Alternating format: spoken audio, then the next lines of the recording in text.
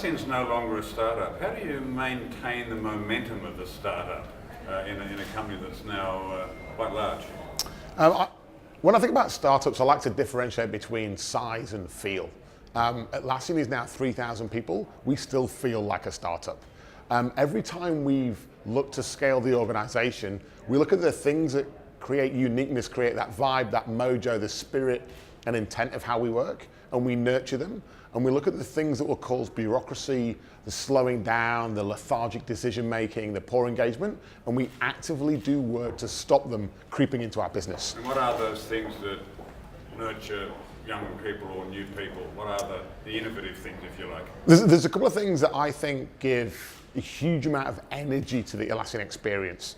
One is the cognitive diversity of all the people we have around the globe, the differences of opinion and how we bring the respectful dissent, that friction, where you get respectful dissent, where you get that honest debate, the honest sort of from the pit of your stomach, I don't agree with that idea, here's why, here's what we should do instead. Do you have a system for formally promoting that?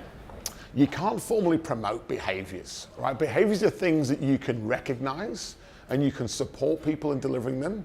The minute you try and promote them, you get some very weird accidental behaviors. I think one of the ways we stayed small and nimble and feeling like a startup, we're 3,000 people, but we're about 400 teams globally. Yeah, you talk a lot about teams in your blogs. What is it about teams that are especially important in a company like Atlassian? Look, I'm a firm believer, like individuals, you need smart people. But if you look at organizations solving the most complex problems, they're being solved by teams. Teams that are cognitively diverse, having that discussion, debate, bring in their true selves, right? And when you get that team together, they can create genius. I think the idea that the lone genius exists, I don't agree with anymore. A recent Ernst & Young report said 90% of organizations are solving problems so complex, they need teams. And so teams are the center of everything that we do. However, we have to give people the space and the freedom to still do their individual work. So it's not that everything I do is in a team, it's that the team is the center of my work. And what sort of individuals do you look for? What sort of traits do you look for in individuals that you hire at Atlassian? I mean, we're always keen for people that are super smart. That kind of goes as a taken for granted. I think the differentiator we look for is we actually do a values interview for every single person we might hire. Values. So we're not looking for cultural fit. I do not believe in cultural fit. Cultural fit means you hire the same as you've already got. And I've worked in those organizations before. What we're looking for is someone that understands our values, but who's a culture add. They're going to evolve our culture. And I think across the Atlassian globe, we've got many cultures and subcultures, and I'm cool with that. That differentiation is very important to how we work. Yeah, cognitive differences. Cognitive diversity all over again. I mean, one of our values is open company, no bullshit.